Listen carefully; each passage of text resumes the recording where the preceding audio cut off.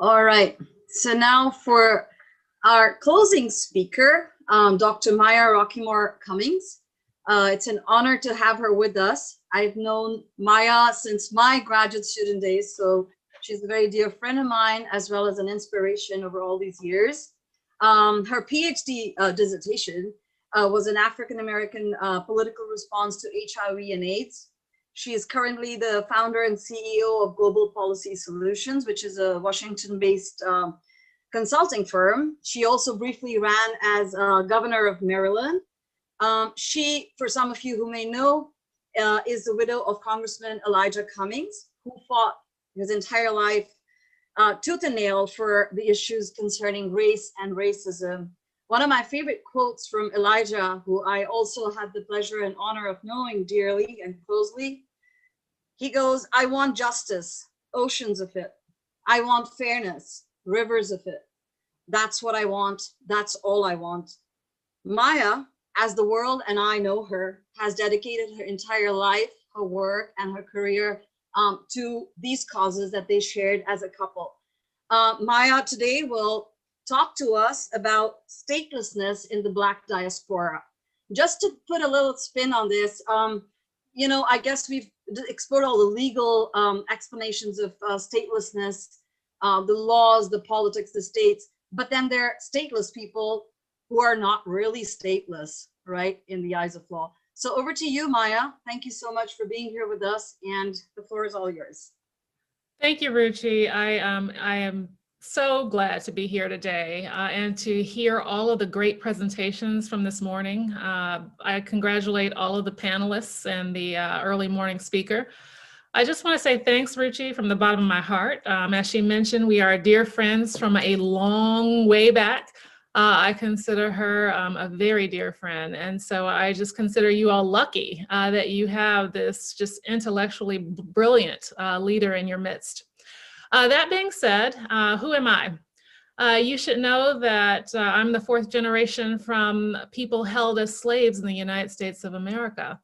My grandparents were the first generation out from slavery. My great-grandparents were the first generation out from slavery. And my parents and grandparents both lived in what we call the Jim Crow South here in the United States of America. That is an intercessionary period of time we refer to as Jim Crowism, where people who were of Black skin were prevented from accessing mainstream benefits, attending, schools with people of different backgrounds, white people specifically, et cetera. And so I come to this from a very personal perspective, one of coming from a stateless people and now actually bringing forward to where we are today. So let me just back up. I got my PhD in political science, but I never went into academia. I came to Washington, D.C., where I worked on Capitol Hill, focusing on issues of public policy as it relates to race, ethnicity, gender. And then, I went on to work in several think tanks around town, always focused on diversity, equity, and inclusion. And in one of those think tanks, I actually was responsible for leading an effort called African Globalism. Now, you might say, what is African globalism? It was an initiative that we designed to try to link people of African descent in the diaspora together for the purpose of empowerment. And so, I got to interact with and travel with particularly Blacks in the diaspora in the Americas primarily. We did a number of trips to Brazil. We interfaced with people from Colombia. All of the countries. When you think of the transatlantic slave trade, the first stop from sub-Saharan Africa was Brazil. And then they came straight up the Americas through the Caribbean and then to the United States. And so all along that route, from the transatlantic slave route, you have people of African descent living in countries and every single one of these groups in every single country in which they live are experiencing the same kinds of dynamics, although there are nuances and differences. The issue of being at the bottom of every socioeconomic indicator that they have in every state that there is. And that is not by accident. It is actually, as you mentioned earlier, I think in several of the conversations, it is by design. And so what is it about the nature of the state and the creation of the state, and then the appearance, and of course, the transatlantic slave trade was an effort to, of course, it was commerce. People who were of Black skin were not considered human beings. They were considered at one point in time property to be owned by other human beings. And so with that, you know, basically capitalism and mercantilism driving the dispersal of the abduction of people from their homelands and their dispersal throughout the world. And it's an amazing phenomena that continues to have consequences today. So I just want to say this. You know, we just, here in the United States of America, we just had a transition in leadership. And we went from Donald Trump to Joe Biden. But let me tell you about Donald Trump. Donald Trump came into office with an agenda to revive white nationalism. Now, white nationalism had never gone away in the United States of America. It was something that had always been part and parcel of the experience here in the United States. As many of you probably know, the founding of this country was basically created for white people, even though the words and the Declaration of Independence and certainly in the Constitution were lofty, talking about all men. They literally meant all men, but they meant all white men, and particularly landed white men. African Americans, other people of color, women were all outside of the social contract, not being seen as human beings to be considered in the social contract. And so what you've seen in the United States are a series of movements by the people, movements by oppressed people to actually demand and drive for their own civil and human rights.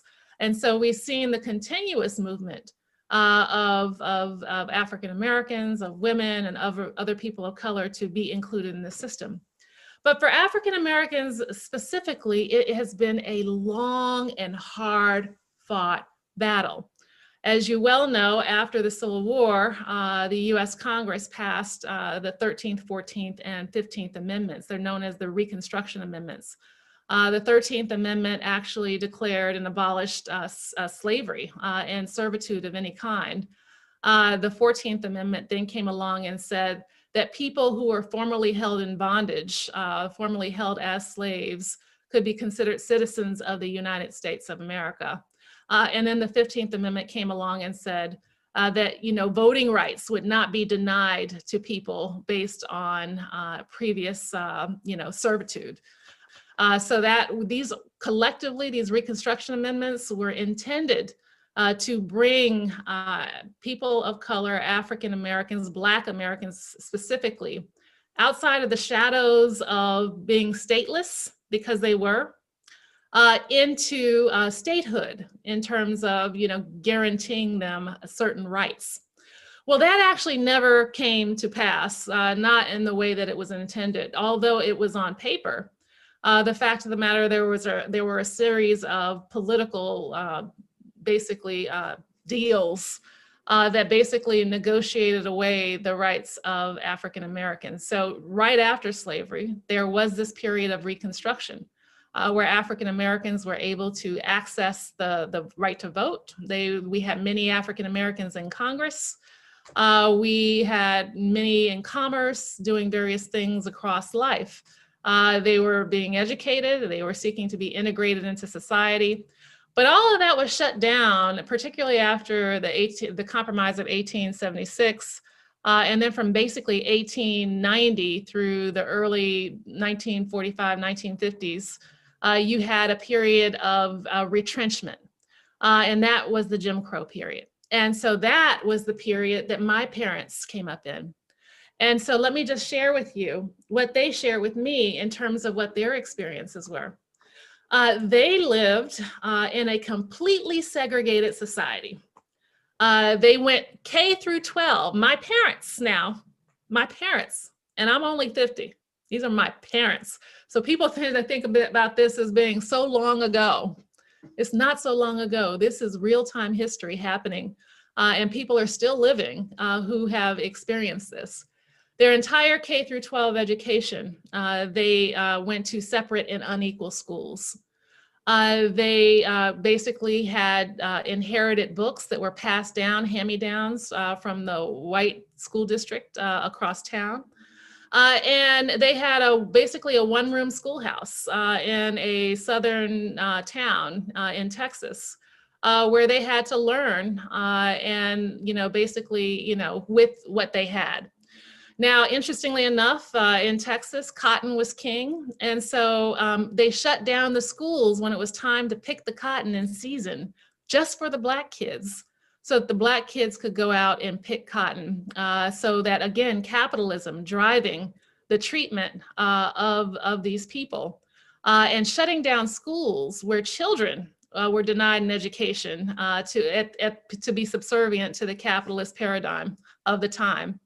And then, of course, that was a part and parcel of their experience. I grew up with stories of my parents telling me what it was like to, have to sit in the separate portion of the movie theater. If they wanted to go to a movie theater, they had to sit in the balcony because that's where the Black kids were able to sit. And my mother, who always had, issues with her bladder, she said that whenever I had to go to the bathroom, I couldn't use the bathroom in the movie theater. I had to run down the stairs, across the street, and go to the basement of the courthouse in order to use the Blacks only bathroom or drink out of the Blacks only water fountain. My parents could not go into the front doors of stores, meaning that, if a store would allow African Americans in, they usually had a back door where they could come in and they couldn't try on clothes, but they could purchase what they wanted. They couldn't go into restaurants, and certainly they couldn't go into, at the time it were these counters where you could get meals and, also shop. They couldn't go into those. And that was the experience, not just of my parents, but of my husband as well, because my husband was 20 years older than me. And so he was born into a Jim Crow Maryland, which is considered the South. It's south of the Mason-Dixon line. And everything my parents went through, my late husband actually also went through.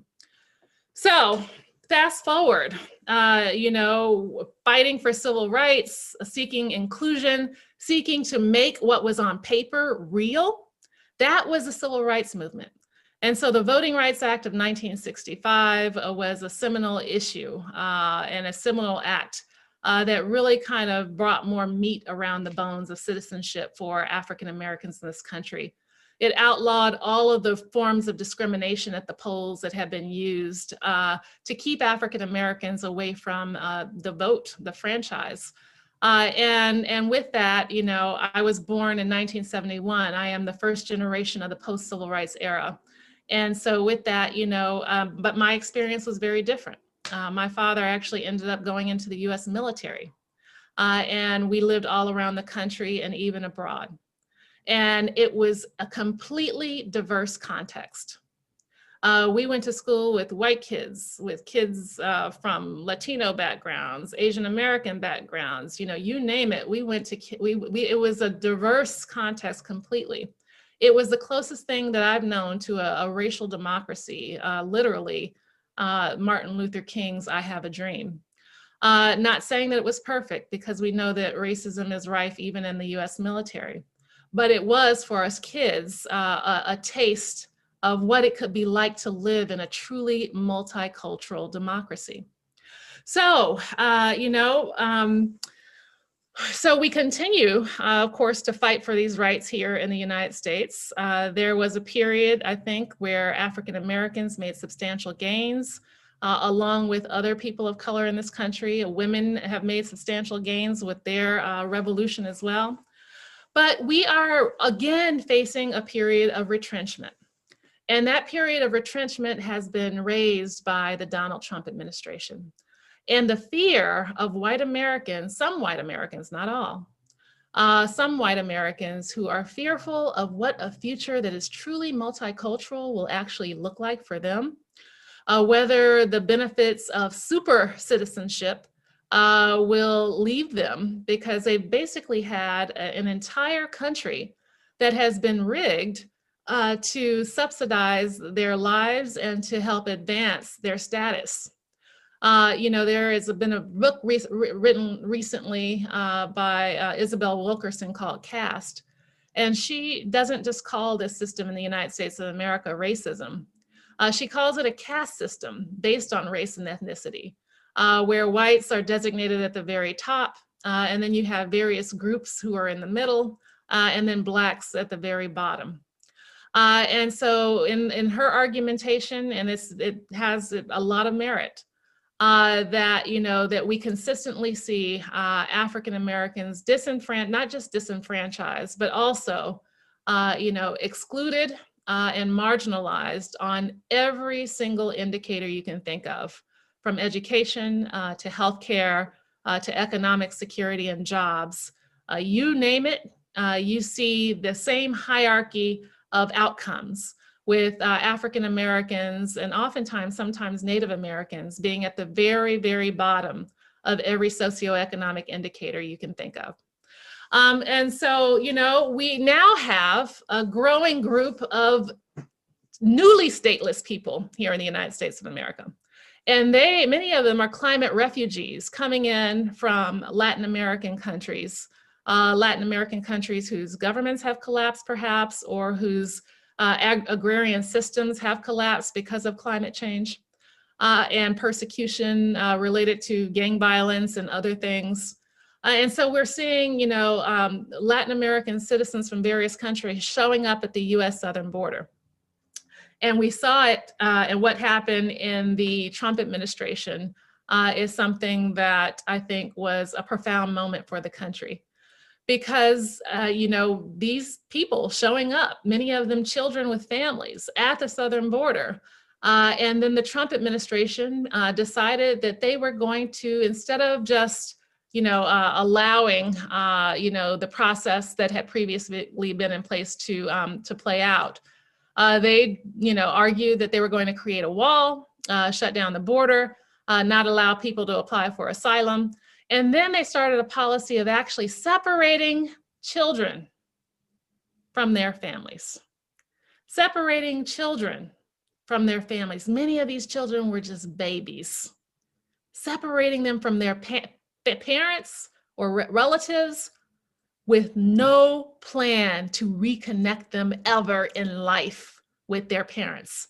Meaning that they had no strategy in place to track and reconnect these children with their families, which is a complete human rights violation and a complete travesty. And this is where my husband comes in, my late husband. He was the chairman of the House Oversight and Reform Committee at the time this policy was being enacted by the Trump administration. And it was his job to oversee what was happening and to actually call foul and to confront the Trump administration on anything that they were doing wrong. And they were doing a whole lot wrong. We thought at the time that this was just absolutely terrible, not just from a human rights violation perspective, but for us, for Elijah and I. Elijah was also the fourth generation from slavery. It reminded us of what they did to Black people enslaved in the United States, where they ripped families apart to basically sell kids to the highest bidder, send them several states away, break up families willy-nilly with no plan to ever reconnect them, because they never, ever perceived them as human beings. And that is fundamentally the issue here. This is who is perceived as deserving based on who is considered human. And so, in the psychology of white nationalism, because that is absolutely what Donald Trump was. He hired white nationalists in his administration that many of them were responsible for carrying out immigration policy, that they did not see these people at the southern border as human beings. And so it was nothing to them to separate the kids from their families. It was nothing because they didn't consider, but they would never think the same thing for themselves. And so that is, one of the first instances of how that, that a dehumanizing policy is not just taking place, but the mindset of dehumanization was prevailing.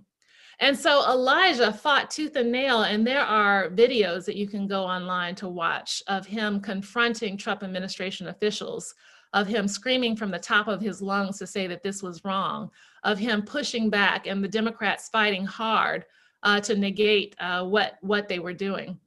Now, let me tell you something else, just as an aside. Around the same time, 2018 or so, we got a dog because I wanted to have a companion, and so we traveled. I found a breeder. We traveled along the roads to go pick up this dog. When we got to the breeder, they gave us a packet.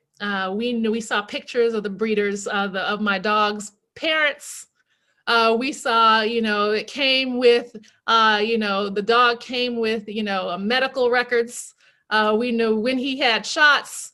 We knew what he might be vulnerable to in terms of diseases.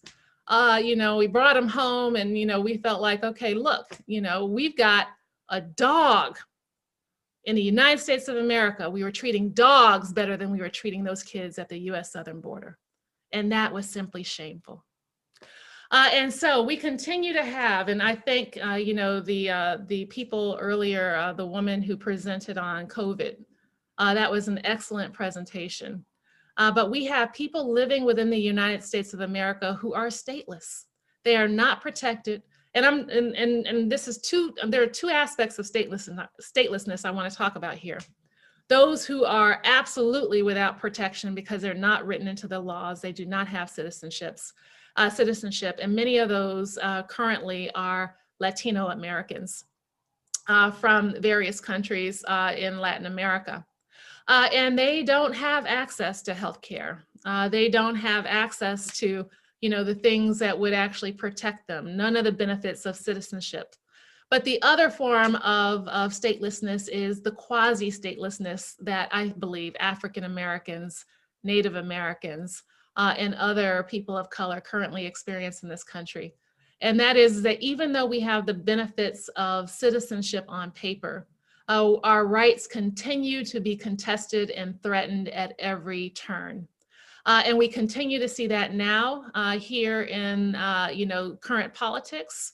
Even though African Americans and other people of color and white people of goodwill came together in the 2020 election and decided to vote Donald Trump out, they basically voted the Republicans out of power in the US Senate. And the Republicans are the party of Donald Trump and the party of white nationalism. What we've now seen is a backlash led by that same Republican Party that's trying to, again, do the same things that happened in 1890 in the early 1900s, to retrench, to take back the gains of voting rights through a series of policies, this time at the state level, to make it harder for people of color to vote, make it harder for African Americans and others to actually exercise their full voting privileges. And this has consequences. They also game the system in terms of the US Census, because the US Census determines apportionment, which determines, the political powers of the states and the political powers of the parties. And we knew, because Elijah led another investigation, that the Republicans were intent on subverting the census, led by Donald Trump, subverting the US Census, because they knew that if they could diminish the power of Black and brown communities, if they could diminish the power of the Democratic Party and enhance and amplify the power of white conservatives, that they could fallaciously and falsely hold on to power because their positions are not popular. They don't have issues that are, salient with the majority of the public. So they have figured it out that the only way that they can maintain power is by gaming the system. And so currently what we're going through, we've got more than 300 laws or policies being considered in state houses around the country, all introduced by Republicans to make it harder to vote. They don't want to see what happened in 2020 happen again, meaning that, people of color are coming out in large numbers to vote and to vote against them. And so, what we have now is also, a form of retrenchment, because it's always happened in terms of that lack of humanity, the dehumanization happening on every street corner and on every roadside across America. Now, the world saw George Floyd, but George Floyd is just one of many, primarily African-American, primarily male people around this country who have been summarily murdered on street corners and roadsides by police, by basically officers of the state. And so George Floyd was an anomaly, though, because people saw it happening in real time. They saw Derek Chauvin, that police officer, kneeling on the neck of George Floyd, and they saw that it was clearly murder. But just where George Floyd came from, there were many more. But I think the critical thing that happened last year was that when George Floyd happened, the world saw it, but the world saw it and internalized it because we were on pause due to COVID. And so we saw demonstrations all around the country and even around the world that were inspired by that act that happened in Minneapolis. And so, even though the trial of the Derek Chauvin, the police officer that killed George Floyd, basically resulted in his prosecution and conviction, that doesn't happen. That was an anomaly. That doesn't happen in any of these other cases. Usually what happens is that the system of justice, quote unquote, is, it's a double standard. It's not fair. It's usually, justice as we traditionally conceive it is reserved for white Americans. African Americans usually get the shaft. And so in many states around the country, when something like the George Floyd scenario happens, what happens is that police departments join together with district attorneys' offices, who join together with medical examiner offices, who join together with police unions, to basically form a protection racket where they claim that they're doing an investigation, they claim that they're having a fair trial, but what they're doing is actually closing ranks around protecting the system as is and protecting usually the white police officers who committed the crime. And so, African Americans usually do not receive justice in cases like this. George Floyd was an anomaly. And so, now we're seeing people push for justice, and we'll see whether that push will continue the march towards having a fair system of justice in this country. So where do we go from here? We are currently at a critical moment. I call it our zero moment. This is the point at which we can either sink as a nation or we can swim and find a way forward towards that multicultural society that I discussed earlier. And I believe that it is possible. I am heartened by the fact that a majority of the American voters decided to basically oust Donald Trump. But it frightens me how close that election was. That you had 74 million Americans backing a failed presidency, a failed person who was completely unfit for the job.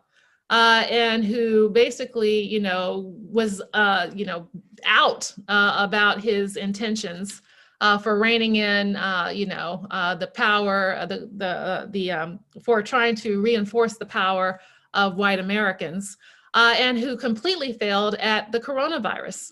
As we know, Donald Trump was tended to be, I think, autocratic in terms of his leadership style.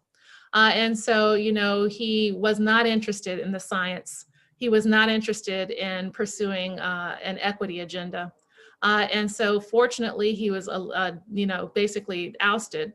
But now we have Joe Biden, and this is the chance that America has to actually leverage the power of truly diverse democracy and hopefully move our nation forward.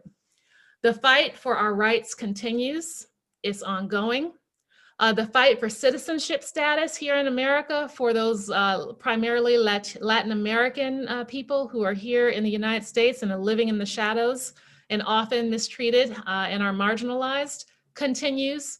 I think it's important to say that one of the first policies that Joe Biden actually introduced was to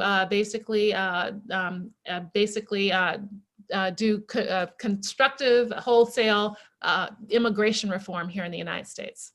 And so, you know, he's also pushing to address the issue at the southern border, and we'll see where that goes. And, you know, we'll definitely, I think, continue to see them pushing to create a status for those people who currently are stateless here in the United States. As far as the rest of us are concerned, we have to basically continue to fight for our rights, fight for our humanity, demand equal treatment and equal justice under the law. And that means that as African Americans and others, that we can't see ourselves as singular. I don't know if you saw, but Asian Americans have recently been threatened here in the United States as a result, I think, of the language that was used by Donald Trump. And they have been, I think, so far taking this as simply an Asian American experience to be fought by Asian Americans. But this is discrimination. And it's discrimination that's experienced by Muslims. It's experienced by LGBTQ. It's experienced by Latinos. It's experienced by Asian Americans. We have to combine and join together with white people of goodwill to basically launch what I call an inclusion revolution, where we all join together and decide that we are not going to go backwards as a nation. We're going to march forward, and we're going to march forward together hand in hand. We're going to defeat all kinds of regressionist policies and regressionist politicians to march towards a future where all of our children, no matter what color they are, no matter what their sexuality might be, no matter what their religion might be, are included, are respected based on the value of our common humanity. And that is the future that I think is still ahead of us. It can be achieved, but it has to be fought for. Thank you.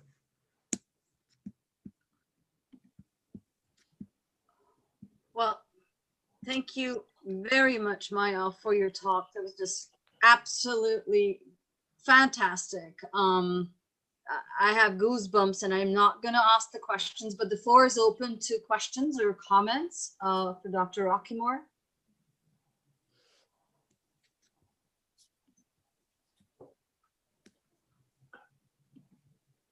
I have a question. Yeah, Ambassador Dreyer.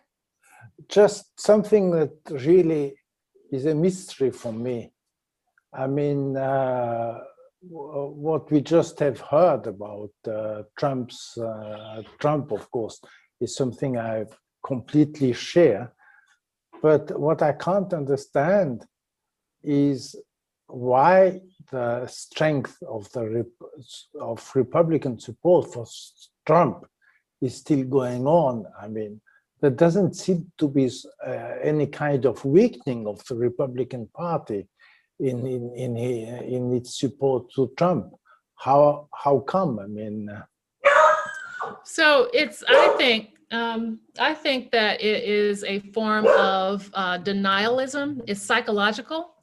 That we have groupthink here in this country on the conservative side, where there is a psychological defense of white nationalism. Now, there are people who claim that they are Republicans who vote Republican because, you know, they don't want tax increases, they say, or they don't want, you know, they don't want abortion rights. You know, they're single issue people who continue to vote for racist people, policies, and politicians because they claim that they're for these one issue. The reality is that I think it's a defense mechanism.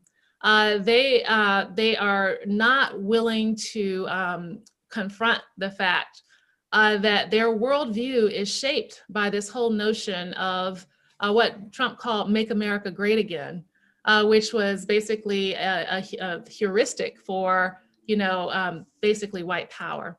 And so those who don't want to deal with it, you know, they say that, you know, they're for all this other stuff, but the reality is deep down on the foundation of it, they're absolutely for a system that continues to marginalize people of color in this country. And so, you know, that is denialism on like a grand level. And it's unfortunate because what we saw here on January 6th, in terms of Trump supporters storming the US Capitol, the heart of our democracy, you know, to basically stop the election, the legitimate election of Joe Biden and Kamala Harris, was a travesty. And you know, what you have now are people in the Republican Party who are unwilling to even admit that. You know, and so, you know, it's a twisted form of logic. We've seen it before here in this country. We've seen it especially after the Civil War, where those white Americans who actually fought on the side of the Confederacy went into a long form of denialism. They called it, you know, the lost cause. And, you know, they basically pressed forward with this romantic vision of that they weren't necessarily, you know, fighting against or for the perpetuation of slavery. You know, they were just fighting for their way of life. That is denialism on a grand scale. And we're seeing it here happening today in the United States of America. And it's dangerous. And frankly, we need to find a way past this form of, I think, the psychology of white nationalism. Mm-hmm. All right, there's another question waiting for you, Brianna. Yes, hello. My name is Brianna. I spoke earlier in the first panel. Hello. Can you hear me? I heard your presentation. Okay, awesome. It's so nice to see you and to have you here with us. So I wanted to ask you a question regarding the digital divide within the African American community, specifically within the United States, and how COVID has essentially kind of shown the cracks within that, and how you see it possibly working out in the future as a force for good if done correctly, especially within the school system is what I was interested in inquiring about. So I live in Baltimore.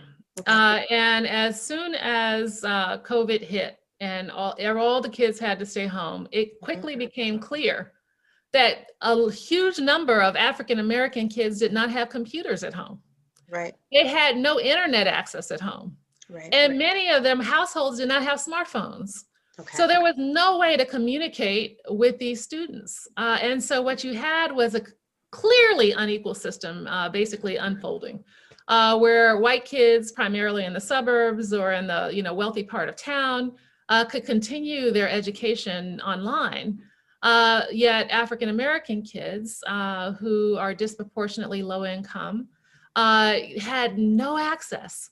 So it was fascinating to see what happened. The school system they were dropping off homework packages at supermarkets and asking parents to stop by to come pick up pen and paper, hard copies of lesson plans to go home to teach their kids. Wow. Wow. And this was ridiculous. We're in the 21st century. There's another example I have of that that I saw several years ago before COVID, where the Affordable Care Act was passed here in America. We were encouraging people to sign up. People were being told to go online and sign up. And then it became clear that African Americans weren't signing up at the level that white Americans were. And so politicians like my late husband went around hosting basically sign-up fairs. And so I was at a high school where there was basically a high school full of African Americans who were being helped for their sign-up in the school gym. And so I'm standing there and the woman says, there are empty computers up here towards the front. You don't have to stand in this long line. You can just come to this computer and sign yourself in and do it yourself. Nobody moved because the level of computer literacy, the level of comfort with using a computer was so low that they all wanted to be helped out by a human being and Wow. at the risk of waiting in a line that will likely take them 2 hours or longer. And so what we have here is a combination of lack of access to the hardware, the software, the technology, and literacy levels that are lower than they need to be in a digitized society. And when you take all of that in connection to what you argued earlier in your presentation, you know, as we're just 2 weeks ago, there was a digital currency company that is now being traded on Wall Street. We're now seeing, you know, the feds, the Treasury, US Treasury Department, looking at blockchain technology and digital currency and how this might be the future of what we adopt here in the United States. While China has already adopted it, during COVID, they actually tested digital currency as blockchain-based as a strategy for what they might roll out in the near future. So the world that you're describing is here, and the foundations of it are being created. And some people are already super positioned to move into that world without question and without any kinds of challenges in terms of their experience, while others wholesale are not poised and will be left behind. And your whole coining of the term digital statelessness, I think, is something that could be very real in the future. Thank you so much. Yeah, it's very interesting for me because I was raised in South Carolina, but I was born in Columbia, Maryland, and now I'm in Paris. So it's very interesting for me to see how it's all playing out in the North, in the South, and now internationally from various perspectives. So thank you so much. Thank you. All right, Michael, would you like to take the floor? Sure. I just had two quick questions. The one question is, there's Ta-Nehisi Coates who writes for just about everyone. He doesn't believe that racism will ever go away in the country. And he also states that the eternal hope of looking for the future, hoping for the future, is not somewhat pointless, but counterproductive. How do you view that perspective in relationship to COVID and statelessness and LGBTQ rights and the impact of health and the economic health of the country? So if you're saying that he's arguing, and it's Ta-Nehisi Coates, and he's from Baltimore, the place that I live right now, that he's arguing that it's hopeless to be hopeful, I think that that is absolutely the wrong place to be in because of this. You know, I've heard it said that, you know, we don't have the luxury of being cynical. We don't have the luxury of being hopeless because the second that we all believe that this is all for naught, then that's the second that we're all back in chains. Because he's absolutely right from the perspective that racism will never go away, but it absolutely will never go away and will take over the nation and the world if you know, those who would be soldiers for justice and truth and a multicultural society fold up basically their tents and go home. And so, you know, this is an ongoing battle, and it's a battle that, you know, that continues to animate entire forces in our country and certainly in our world. And so to me, it is a battle of good and evil. Good is what a vision of our society and our world where we all recognize our humanity, where nobody is treated as substandard or subhuman because of skin color or gender or ethnicity or religion. It is a nation and a world where we are welcoming and where we celebrate our diversity and our differences. To the extent that, you know, that the opposite of that is true, we've seen how that plays out. We've seen a world where capitalism is driven by racist paradigms. We've seen a world where democracies or governments or systems of governance are driven by sexism. We've seen and we've lived that world. Now let's try something new. It's time for us to go to a future that hasn't been had before, but it's one that we can actually realize if those who are hopeful continue to press forward. Thank you. Maya, are there any other questions? Reading, I didn't see them in the chat or comments. Was Tiffany's question asked? Uh, Do you think that losing rights does not stop with people of color? oh, good, you saw that, because she was like, oh, never mind. So yeah, that would be great, because she's running out of battery or something. So if you would answer that, do you see it, Maya? Do you? Yeah, I see it. Do you think that losing rights does not stop with people of color? And that if that succeeds, it will only stop at the elites powerful? If so, do you think it's possible to educate people to do this? Yes. So losing rights absolutely does not stop with people of color. We see it in terms of, you know, as I mentioned, and by the way, somebody talked about the Rohingya earlier. I mean, the status of the Muslims in India is tragic. What's happening, you know, what's happened here in the United States has been tragic. You know, certainly, you know, there are all kinds of forms of discrimination that people hold. And we've seen how it operates across societies. And so, you know, we have to fight as people of color. We have to fight, you know, as, you know, these various other categories of discrimination, whether it's gender, women, et cetera. And so, but my argument is that we shouldn't all be fighting these same fights singularly. Right. We should recognize that how discrimination works is similar all across the world, but it's also similar in terms of the categories. So if you're talking about sex, if you're talking about race, if you're talking about religion, if you're talking about sexuality, it's similar. That means that there is power in coalition building. There is power in, you know, in recognizing the patterns and fighting as blocks. There's power in joining together to say that this is simply not acceptable. And to the extent that people who are being discriminated against hold discriminatory views, that reduces your power. African Americans who do not stand for LGBTQ rights are diminishing the power of Black freedom.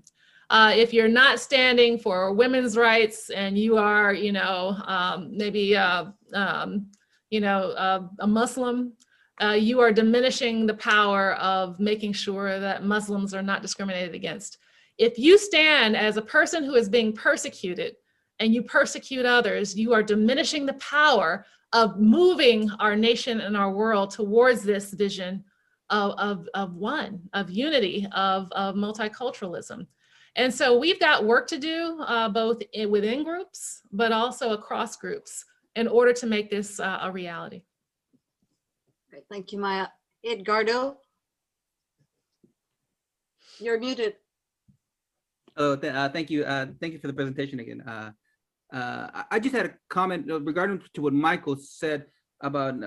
I'm not sure if he was saying that it was hopeless, but I do feel what he's saying, because addressing to what Dr. Dreyer asked earlier about why Trump has so much support here in America, it's an issue I've struggled with it myself. But then I look around, and my family's obviously Hispanic. We're immigrants from Mexico, and my family first came here illegally. They were stateless. Back then, it was a little bit easier to get documents that it is now. But I see cousins that voted for Trump, and I shake my head like, what's going on here? But I think going to what Michael and Dr. Dreyer said, I think fear sells a whole lot easier than hope, unfortunately. So when they see people, masses of invading hordes, as Trump said, some people, it strikes a chord with some people, even if these people are the same color I am, brown. You know, you can easily be afraid of crime or whatever, or as Trump said, they're carrying diseases, and so it is disheartening. And so I understand what Michael's saying, that it is disheartening to see the results. And go into what Dr. Dreyer said, asking why does Trump have a lot of support? Unfortunately, I think he and those like him did a great job in selling fear, and a lot of people bought it, are buying it, and sadly enough will continue to buy it. So I of course we address this fear with hope, but I think it's just, I think some people it's easier to be afraid than to be hopeful, I think. So 74 million people voted for the fear factor in this last election, but 84 million people voted for the hope factor.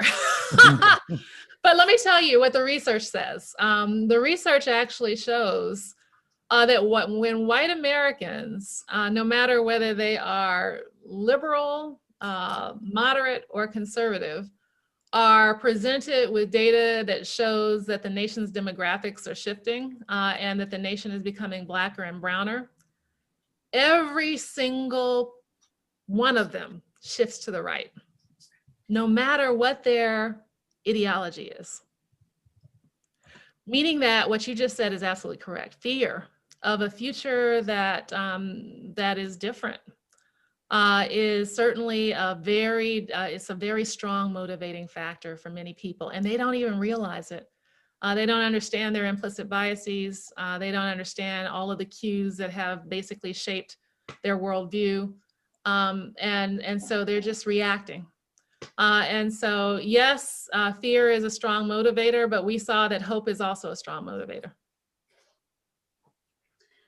All right, thank you very much, Maya, for taking all of those questions. To stay on track with time, I think we'll stop here. If there are any questions to follow, I think you'll get everyone's email addresses that we can use to continue this conversation. I can't thank you enough, Maya, for having come here and honored us with your presence, with your talk, and it's just amazing. Like, I just stare at you like this is the Maya Rockeymoore from grad school. So just to know that networking is a part of life, and friends you make right here on screen or in real life, that those take you a long way. And it's not just about sharing classes and spaces and papers, but it's literally about being with like-minded people and never feeling like you don't belong. So just to give it a more positive spin, I think we all belong to the community of like-minded free thinkers like you and I think that should really have that spark that Maya was talking about, in terms of not seeing every one of these intersectionalities and injustices as separate things, but literally working together to a cause. I just wanted to, as you were talking, Maya, just two things came to my mind. One was recently I was at the Palais de Justice, which was in France, sort of your ultimate, right? And I was having a chat about justice. Of course, being a theorist doesn't help. And that guy looked at me really frustrated and said, we don't render justice here. We just enforce the laws. Do you not get it?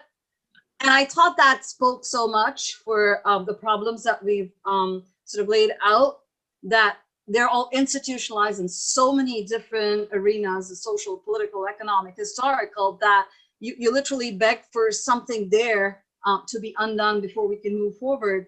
And I also say this very often when I teach class and when I go into justice, is that those who have the power typically don't have the incentive, and those that have the incentive typically don't really have the power. So it's about really pushing forward with all that you all have brought to this conference. As the AGS faculty conference organizer, I mean, this is my 15th baby, as you've heard several times today.